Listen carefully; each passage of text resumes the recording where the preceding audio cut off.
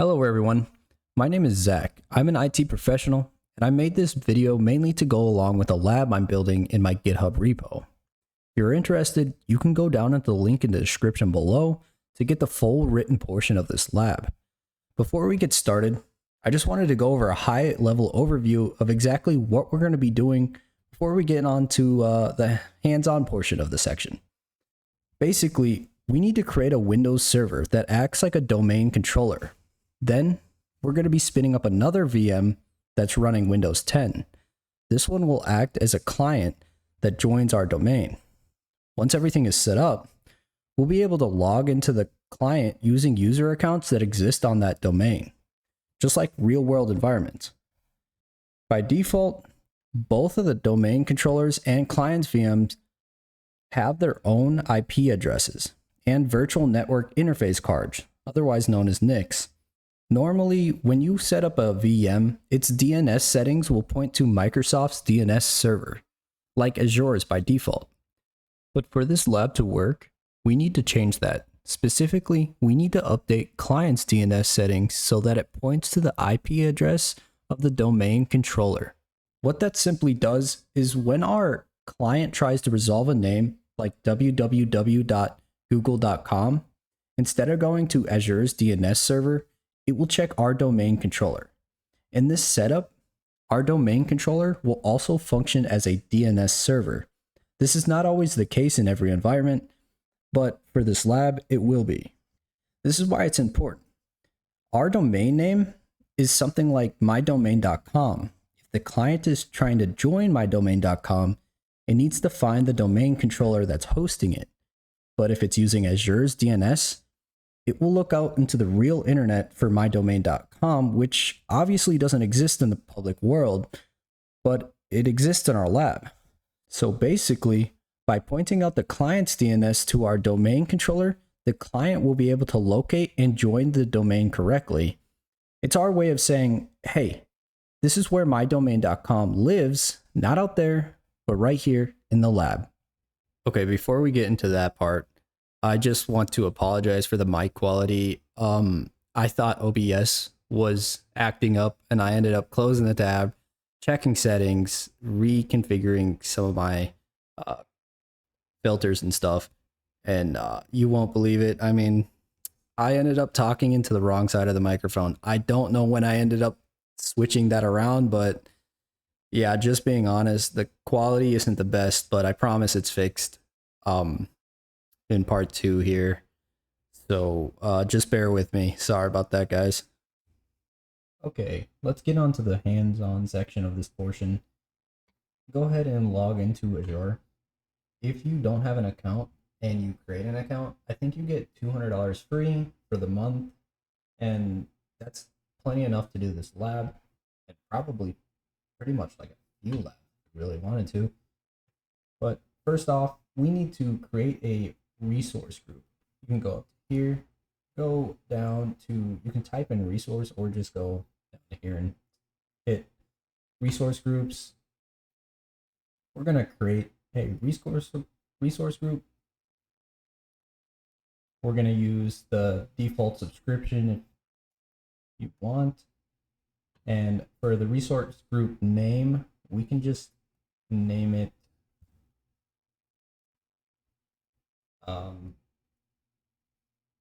AD lab or Active Directory lab. For the region, you want to go ahead and choose your region. So I'm South Central US.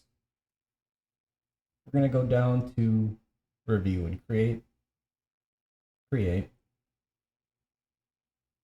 Then we are going to need to create a virtual network or subnet. This creates. There we go. You can usually the virtual machines, when we make one, it'll create its own virtual network, but in this case, we're gonna make our own. Go ahead and hit create. Now, subscription for the resource group, go ahead and put it into the resource group that we just made. For the virtual network name, we can do Active Directory VNet.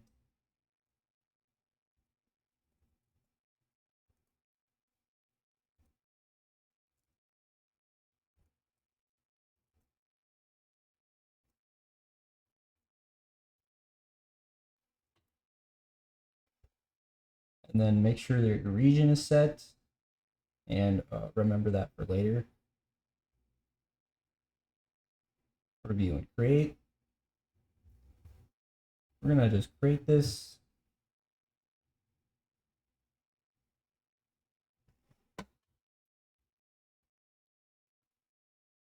Perfect. Deployment is complete. So now we're gonna go and create our virtual machine, otherwise known as our domain controller that we need. So go to virtual machines,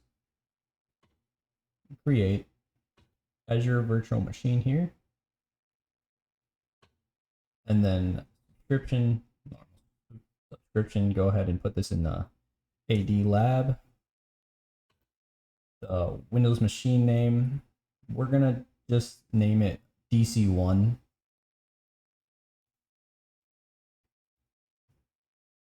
Then we don't really have to change any of this stuff except for the image. We need to scroll down to the Windows Server 2022. Doesn't really matter which one we use, but for in this case, I'm just going to use this one here. For the size, we can actually leave this as default. That's plenty enough. And if you're worried about the cost down here, $195, that's only if you're leaving it on running 24/7 every day for a month. But for this lab, you won't. And I can show you how to save some money too if you want to pause your lab and come back to it later. I think overall, when I first did this lab, it only costed me a $1.69. Wasn't much. So for the username, we're just going to go and use lab user. And then for the password, down here, 1.5 pass. Now you can set it to anything you want. I definitely recommend having some notes up for yourself so you don't forget it.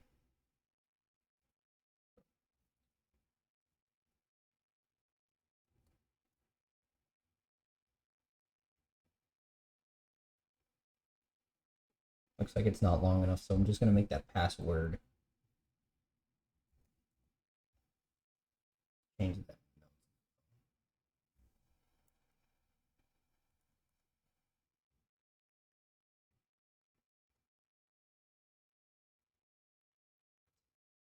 What am I doing?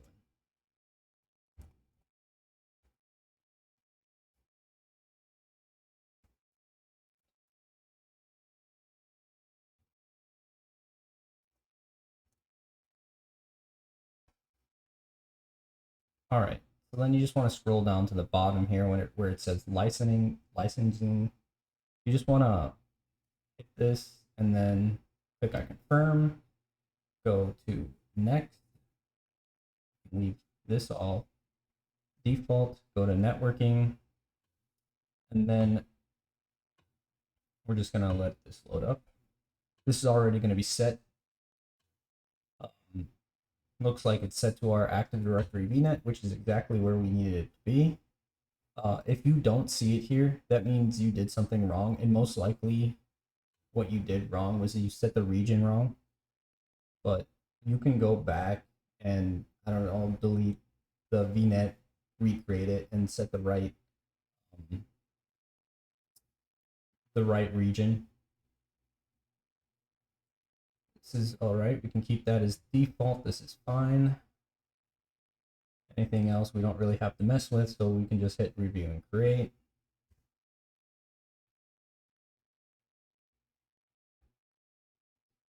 Create.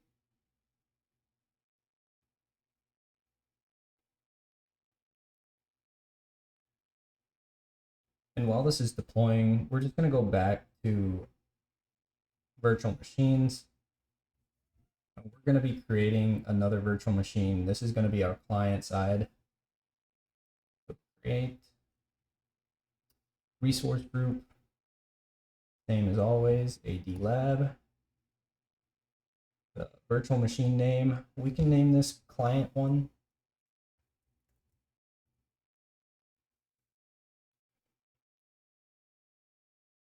Now, for the image that we're going to be using is, you scroll down all the way to Windows 10 Pro. This will be perfect. We can keep this standard. We don't need anything more. Username, lab user. I believe this one was opposite.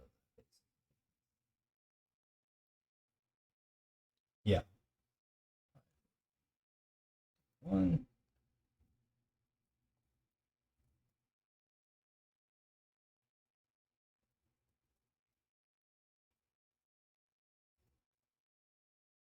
Perfect. So we can scroll down, confirm, go to next on this, skip over this, go to networking, make sure that it's set to the Active Directory VNet. Subnet, that can stay the same. This, so everything else can stay the same, and we just need to review and create. Now, after we finish that, we're gonna go back to VMs, because one thing that we have to do is we created our domain controller and it's gonna be acting as a server. So one thing we don't want is the IP address to change on us. And right now, automatically it's set to dynamic, and we need to keep that as static. Forgot to save that. Virtual machines, and you can go to DC1, click here. Now I believe networking, network settings, you can see the private IP address here, and this is the NIC, the network interface card basically, and we just want to click on that. And we can scroll down to here, and you can kind of see the settings here. The IP config 1, IPv4, primary, here's the IP address and public IP address. We just want to click here, and here's where we can change that. Right now it's set to dynamic. We just want it to be static, and we can just save that.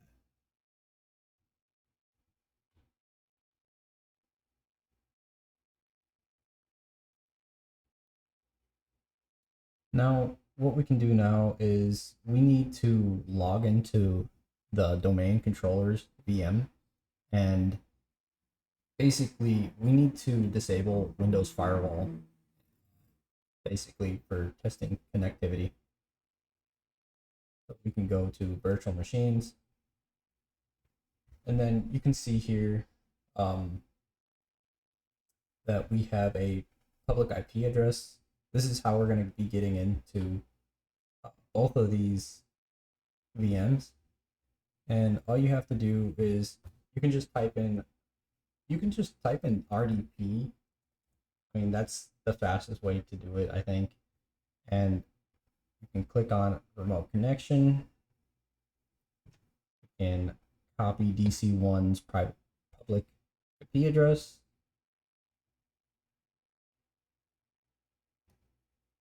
And paste that there.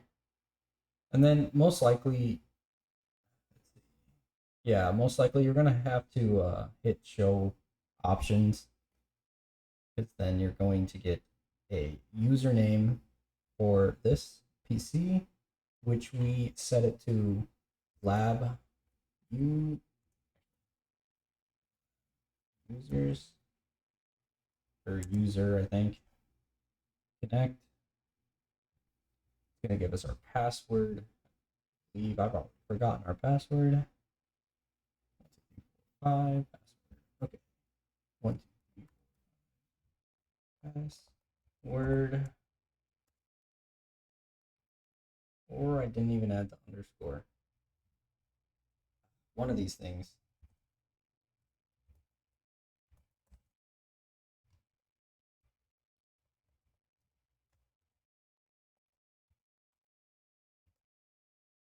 There we go. I just didn't use the underscore.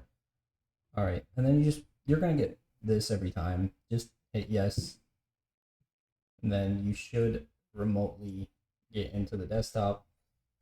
Now you can see this little tab thing on the top. Basically, you can just close the connection using that. You can minimize it. You can full screen it. It's all up to you. We're gonna wait for this to load.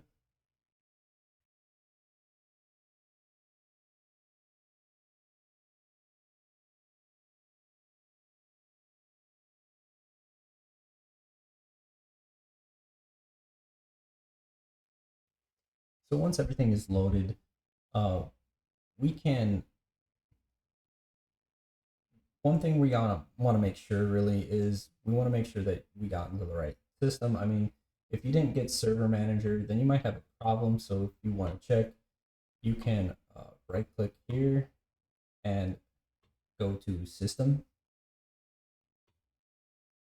and it should say DC name or DC1 for our device name and edition Windows Server 2022 Data Center Azure Edition. That's exactly where we want to be. So we're in the domain controller, and we hit start here, hit run, and we need to type in wf.msc and say okay. And this will be our Windows Defender Firewall and Advanced Security. Once we're here, we're just going to go down over to Windows Defender Firewall Properties here. Click on this, and you can click O on this, or you can just click on or off. It's up to you. I like O, very quick.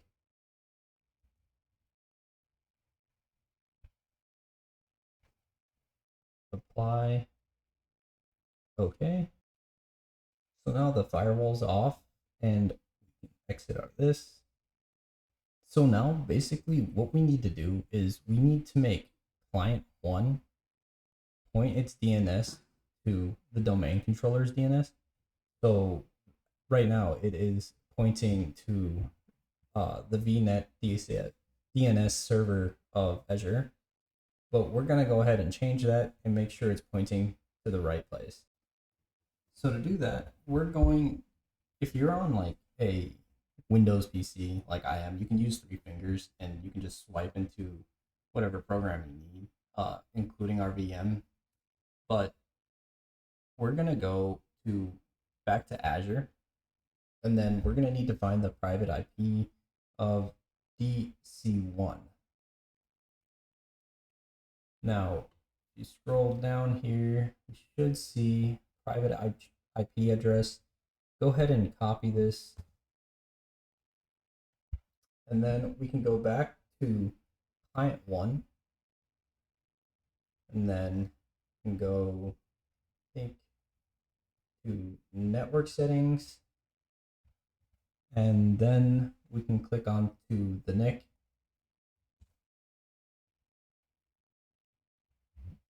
Let's see, DNS server. Yeah, if you go down to DNS server here, you're going to find inherit virtual network. What that means is basically it's going to be just taking it from Azure's DNS, but we're going to customize it and change this here. So hit custom, go ahead and paste this and save.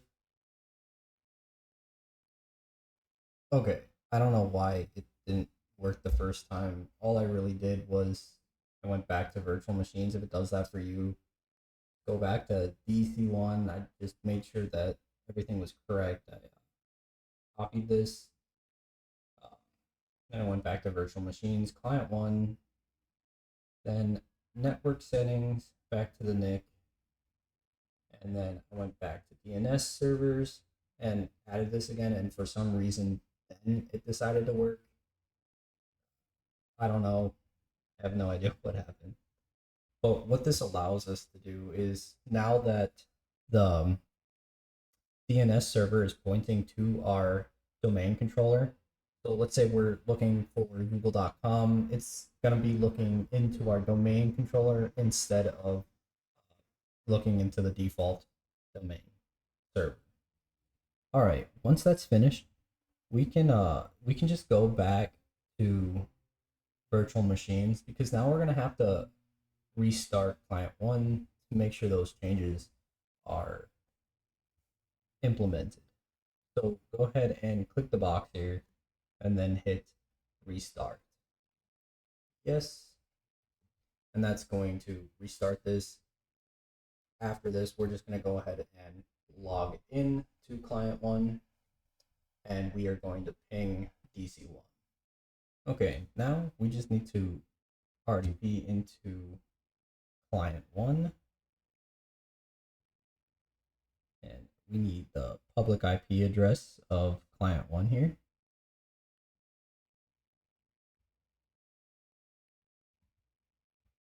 Okay, paste that. Show more options because we're going to need to log in as this user. I think that was the name, lab user connect, and then the password was I think the 531 capital P A is word. Of course. All right, so I guess I don't remember it. So this will be a good learning opportunity to figure out how to change passwords. So we're just going to go over to client 1 here. We're going to scroll down to help, and then there should be reset password.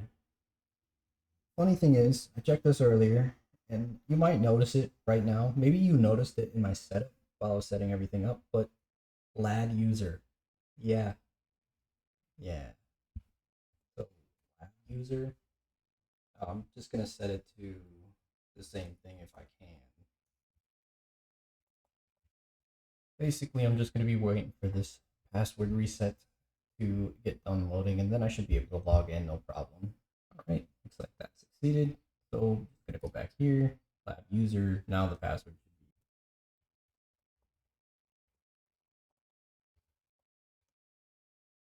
be. Oh, I said it correctly. All right. So yes.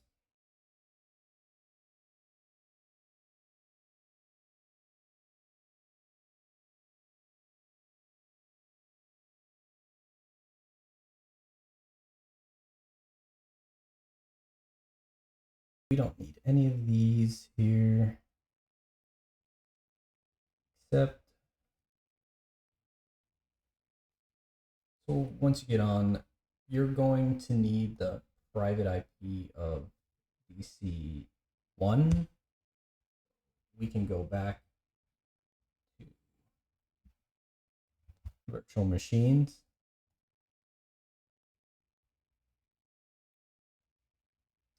And then click on DC1.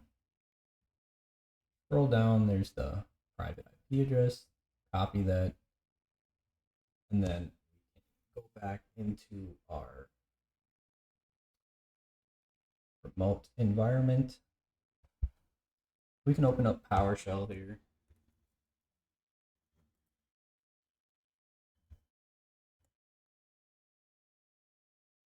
And then all we have to do really is ping the private IP address.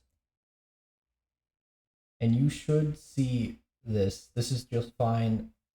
Something that fails looks kind of like this. It should time out, unreachable, host unreachable.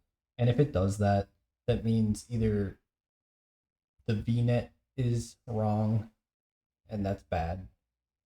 I mean, I think you either have to set it up or redo making the virtual machine for the client, or it's not, or the firewall on DC1 is still active.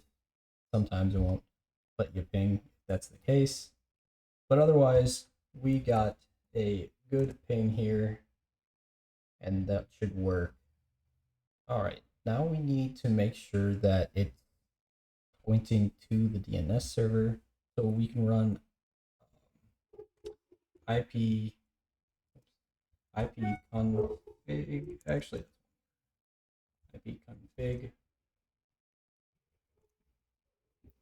Wow, I can't spell today, just can't. Config /all. There we go. We get the Windows IP configuration and the Ethernet adapter. See, we can go over to DNS servers, and you can see that this is our private IP of our DC1, which is exactly what we needed. And if you didn't set this, it's going to look completely different. So make sure that it's a good example of what that change would look like is we can go back to our domain controller. You don't have to do what I'm doing here, but you can just watch. I'm going to run PowerShell. And then I'm going to run ipconfig /all.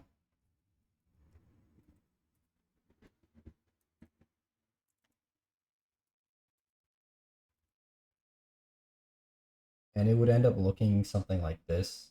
And that's basically the default like DNS server that Azure uses. But we can see that this is fine for DC1, but for our client base, it needs to be set to DC1's private IP. So basically, I'm going to split this into two parts. Let's say you have to go do something right now. This will just make it easier. I'm going to show you how to uh, basically pause your subscription, and that will let you save a little bit of money, and then you can come back to it whenever you'd like. Obviously, I wouldn't just like keep it sitting here for months at a time, but um, if you're like coming back tomorrow, or even like, oh, you got to go somewhere in like an hour, this is fine. So you can click on both of these and then just hit stop. Yes. Instead of deleting everything and losing all the progress we made. Yeah, of course, it's gonna end. Instead of losing all the progress, it will save everything. It will save the state, and we can come back to the second portion of this video, and everything will be fine. All right, we should be getting into the second portion in 3, 2, 1. See you. Welcome back to part 2 of setting up and deploying Active Directory. So far, we've made 2 virtual machines, one on the client side and then one domain controller, and we set up the NIC to point to the domains controller's IP.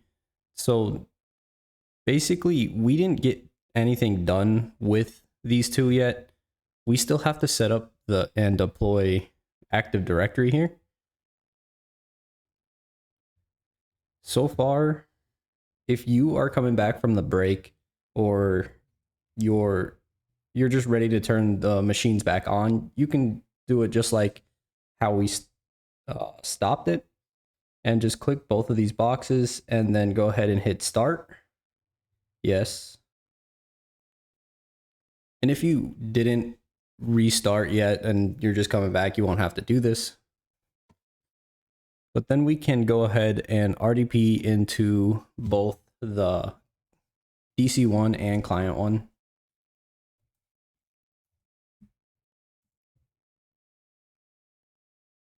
Looks like I have this saved already, and so I'm just gonna connect. Password 1 2 3 4 5. Password. Yep. I might as well pull up another one.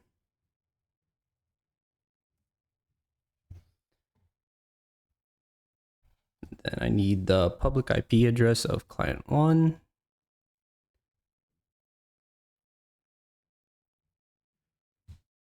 Paste this here. Probably keep it as that, and then maybe. I don't know if this will work.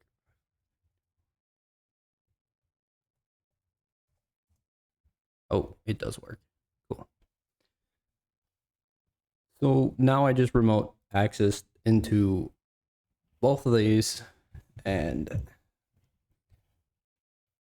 we're just going to let these spin up real fast. All right.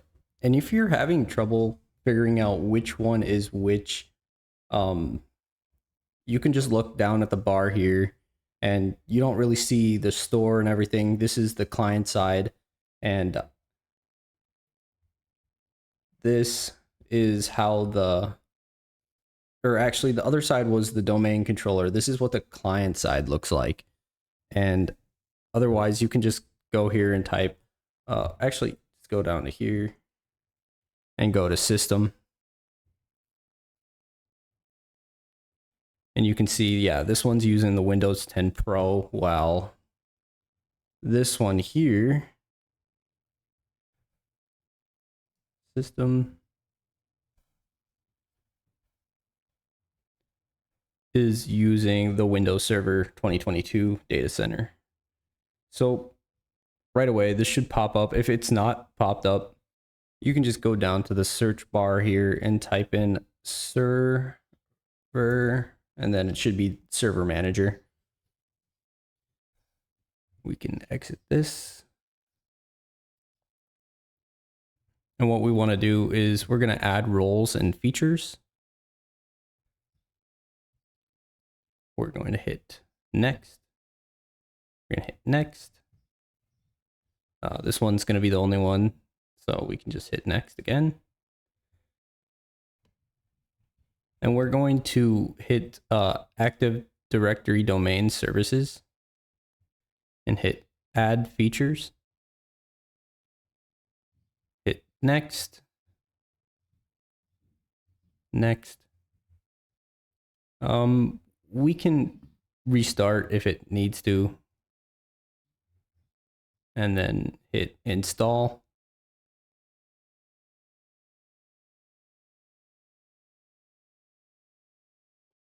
All right, looks like that is just finished, so we can hit close. And right away, we should see a little flag with a notification icon up here. You just want to click this, and then we're going to need to promote this server to a domain controller. You can just click this little blue icon, and then here, all we have to do is type in mydomain.com.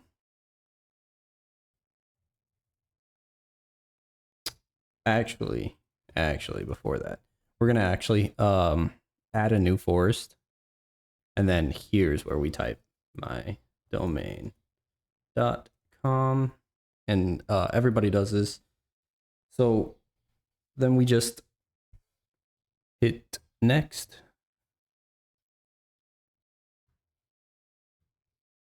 Then for this password, it doesn't really matter. We're not going to end up having to remember this, but I'm just going to put password 1, capital P.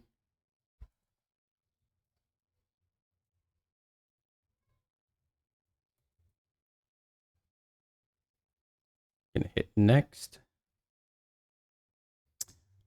You can unclick this. We don't really need this. So then we hit next.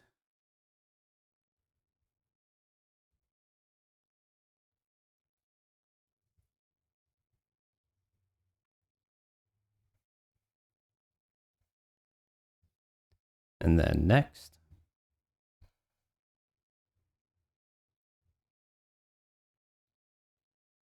Next. Yes, we can go past this. Next. And let's see.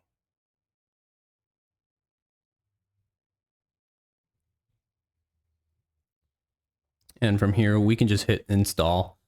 And this is going to take a little bit of time, but once this is done installing, it should restart, and then we can move on.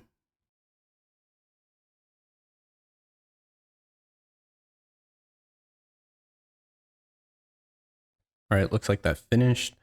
So we can just close this, close, and it's gonna restart here shortly.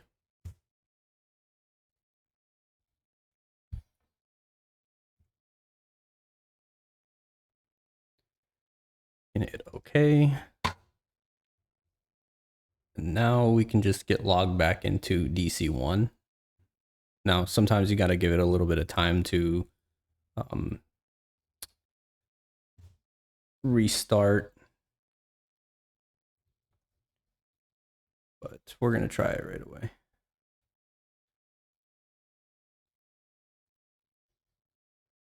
So what did change though is since we set up Active Directory and we set up everything there, we're going to actually have to specify the context now.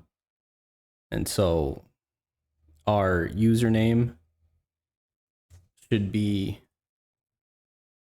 mydomain.com.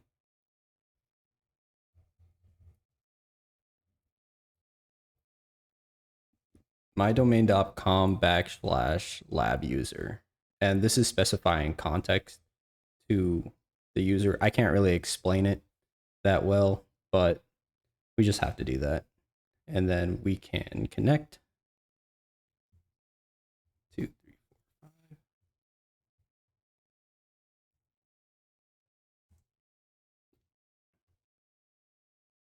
And then yes.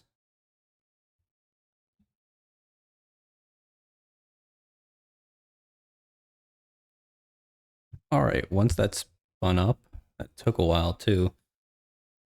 We need to create a domain admin user so we don't have to use lab user anymore. So you can just go down to here, click it, right click it, and then Windows Administration Tools. You can click on here, and then see, and we can go to Active Directory and Users and Computers right here. Don't click on the wrong thing, but if you do, just come back here and click onto this one. And so basically we just need to, we can drop down mydomain.com and we can kind of see, click on users and stuff, and we can see all the people. We can see the lab user. This is us. We've gotten into that one. But what we need to do now is we need to create a organizational unit, and we need to call it employees, underscore employees actually. So what you can do is click on mydomain.com, right click it, go down to new, go over here to organizational unit, and then type this out with the best of my ability. So underscore, caps lock, employees.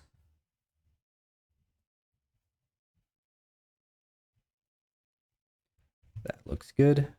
Just say okay. We're going to also create another one. So go to mydomain.com. It's new organizational unit underscore, and we're going to name this one admins.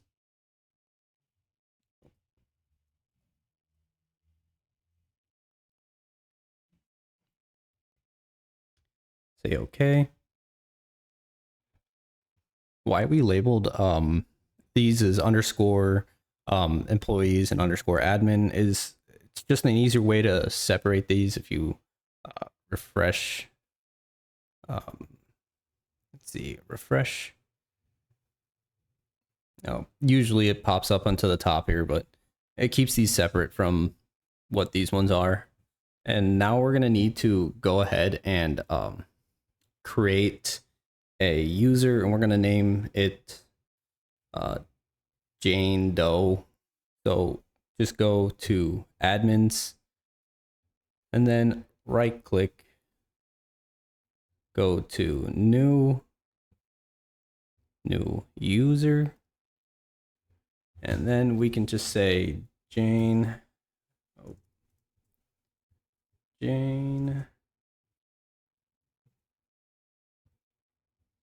Doe. We'll just go Jane _ Doe. And then we can hit next. This will take us to our password.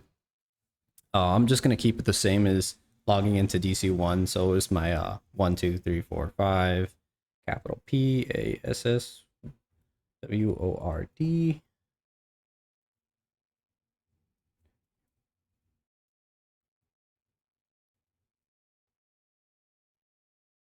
And then we can uncheck user must change password on login, and then we can keep it as password never expires. Usually you don't want to do this, but for this example, we're just going to end up doing that. Next. I'm just going to look over this real fast for any typos. I seem to do that sometimes. All right, finish. And now, just because we added this to the admins folder, doesn't really make him the admin yet. So what we're going to end up doing is, I think we just need to right click this, name of the user, hit properties, and then member of, and then we can go to add and domain admins, I believe.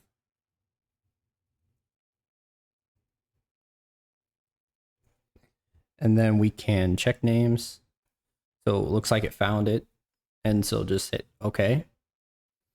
And then hit apply and say OK.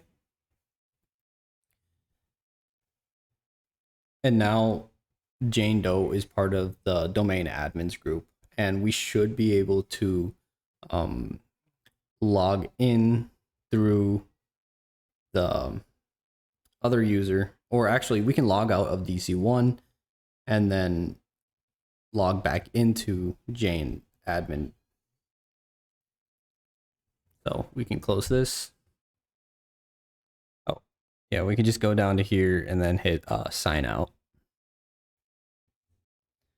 So now we just need to open RDP again, boom. And now instead of using lab user, we're going to go to show more options.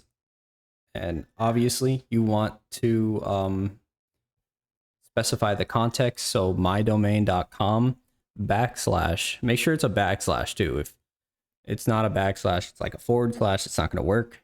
And then it should just be Jane Doe, Jane _ Doe.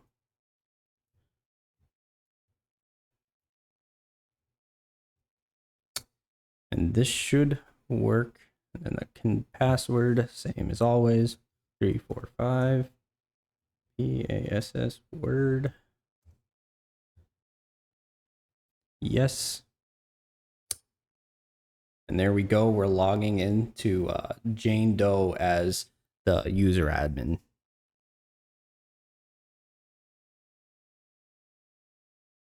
All right, now that that's finished, what we need to do is we are going to need to log in as client 1 as the local, the original local admin as lab user, and join it to the domain. If you already logged into client 1, we could just switch to it, but if you didn't, just get the local IP and log in with RDP.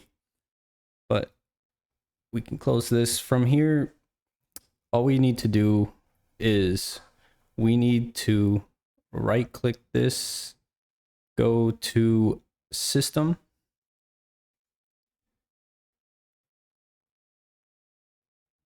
can scroll down. It might be on the right corner for you, and then find rename this PC advanced, and then we just need to rename this computer or change the domain. Work group. We just hit change, hit domain, and we set up the domain already, so it should be mydomain.com, and then hit OK. And it will bring up like the login. Basically, we can log in using the credentials of DC1. We can probably just log in as Jane Doe. If that wasn't set up correctly, it would say something like, yeah, it would pop up with something like this: an Active Directory domain controller, the domain my.domain.com JMJ could not be connected. That's because it can't find it. But if we didn't set this up properly, this is what would pop up. And if you get this, that means you need to go back and figure out where you messed up, or just go ahead and comment below if you're stuck. I could probably help you out with that. So let's go ahead and put it in the right one, mydomain.com. And I think we still need to specify the context.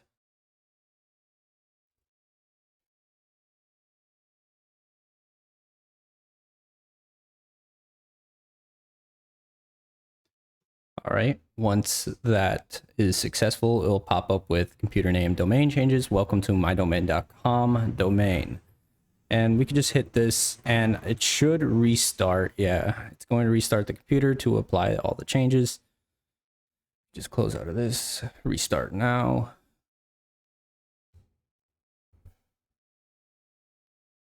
All right, once that has restarted, we can just go back to DC1. I'm already on DC1 here. And we can go back to Active Directory users and computers. So left click this, go to Administrator Tools, Active Directories user and computers. You can also type it in down here, but we could just go to here and just click it. All right, when this pops back up, we want to make sure that client 1 has joined that domain, so we can expand mydomain.com and go to computers. And there we go. We can double click this to kind of see all the properties of it. It's using Windows 10 Pro version, member of, basically all the things we could see. And we want to make another folder called _clients. So right click this, go to new, organizational units, and _clients.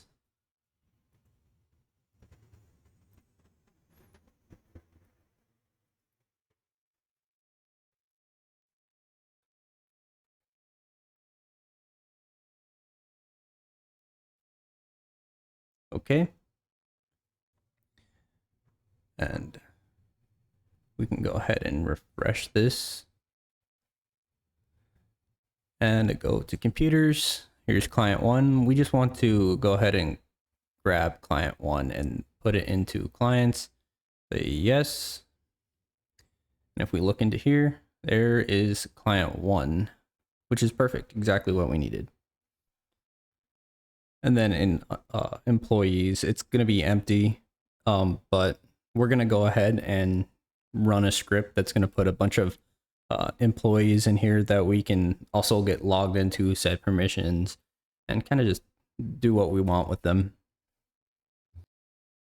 Okay, from here, we can exit out of this, and we're going to need to go back to client 1 and reconfigure some things to allow non-domain users to remote access into our domain controller. So we can just go back to our virtual machines here. And we're gonna RDP back into client 1. And we're actually gonna be RDPing this through Jane Doe's admin account. So RDB. Like that's already set up.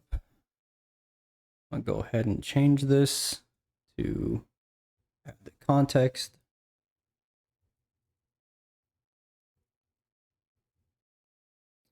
Ooh, caps lock's on.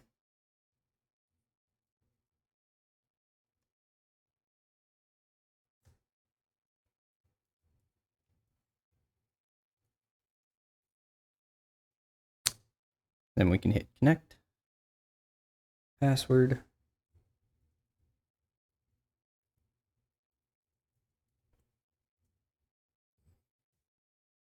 Yes.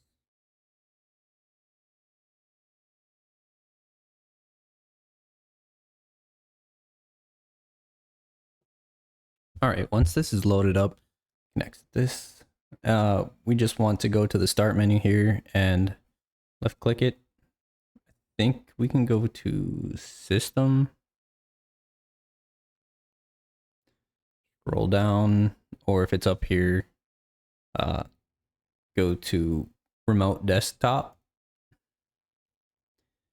scroll down, user accounts, select users that can remotely access this PC. You can click on this, and then we can click add, and we can see that it's finding our mydomain.com, which is great. We can now add users, like we can add domain admins, but what we want to do is we want to add domain users.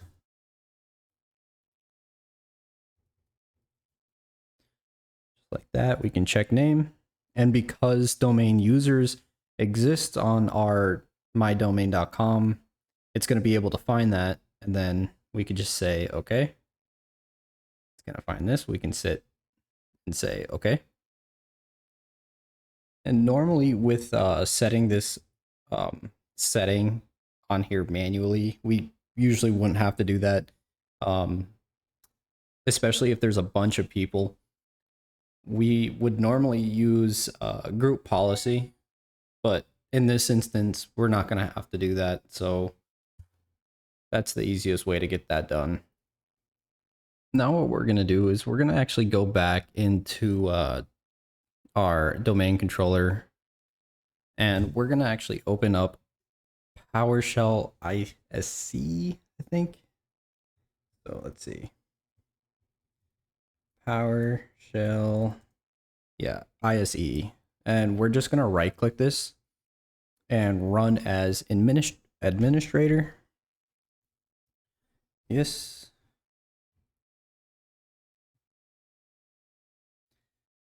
And we can pop that up, and it'll most likely look like something like this. And we just want to go up to here to new script and just click here, and this should pop up. And the script should be in my description below. I think I should be able to link it there, but I do not have it right here. So I'm just going to go over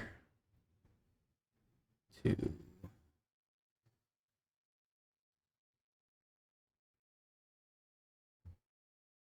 see. Yeah, and this script was by Josh McAdor, but this will work to make 10,000 users. We can just go over here and click copy raw file, and then go back into our domain controller, and we can paste this here.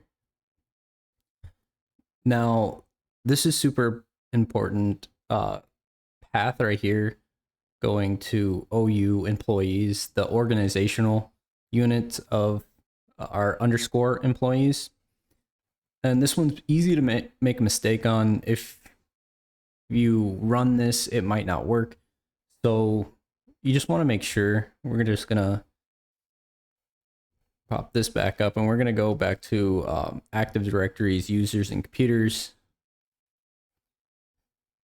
And really, you're just making sure that employees matches up with this employees with the underscore as well, all in caps lock.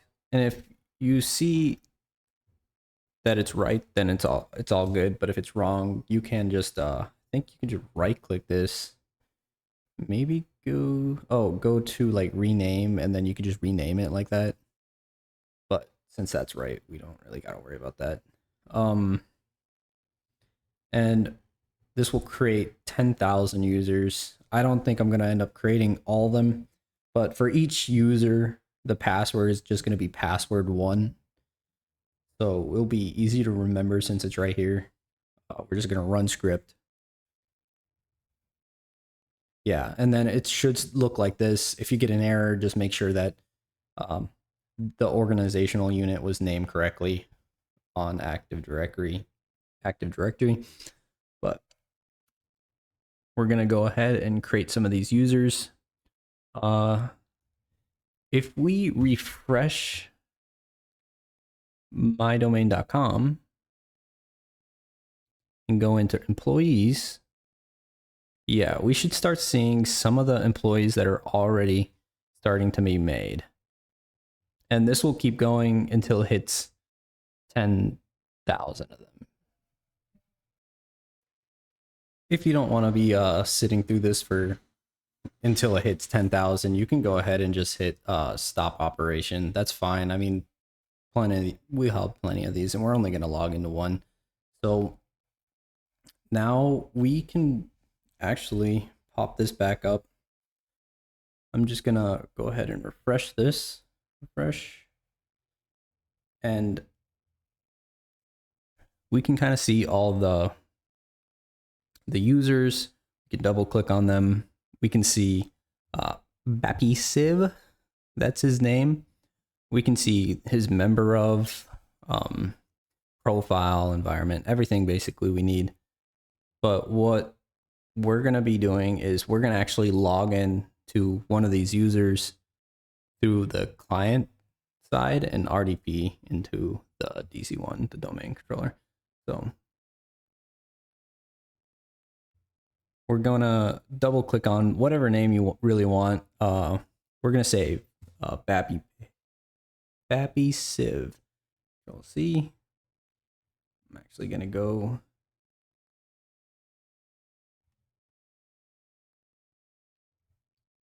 to my notes real fast and save that here.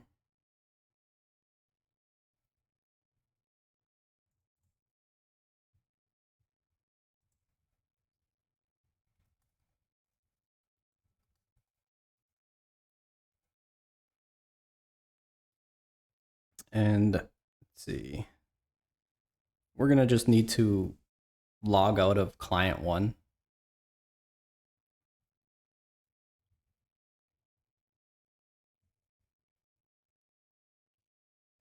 Once that's off, we can just go back to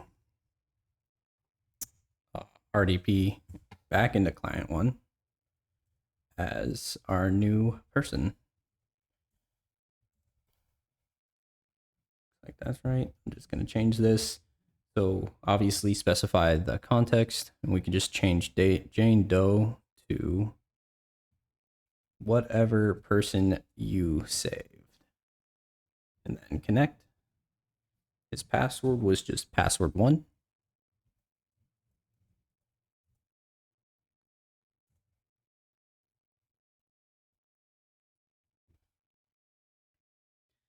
And there we have it. We are logging in through a user that we just created in Active Directory to the client side here.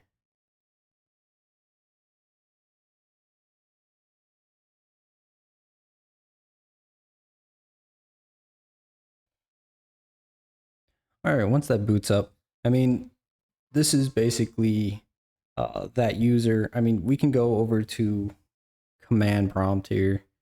The terminal, we can see that, yeah, there's the local user is Bappy Civ. You can also go to like the file explorer, go to this PC. I think it's this one here, and then go to users. Yeah, and then we can kind of see all the users online or that were active. We got Jane Doe, our lab user. Really, we can't really do anything because this person isn't a admin, so they can't do admin things. But that's basically that, and we can just go ahead and log out of this user.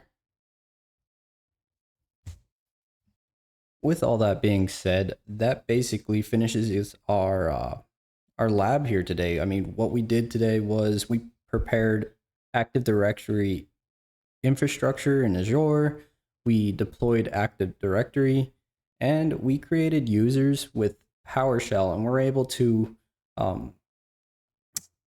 utilize those users. And there's more to this, but we're not going to really dive into this. This was just a kind of easy project, kind of get you used to Active Directory, setting all that up. And we could also go through like group policy and managing accounts, but maybe that's for another video. I hope you enjoyed. If you guys are finished with what you guys with this lab, or you want to redo it, feel free. Otherwise, just click these and we can go ahead and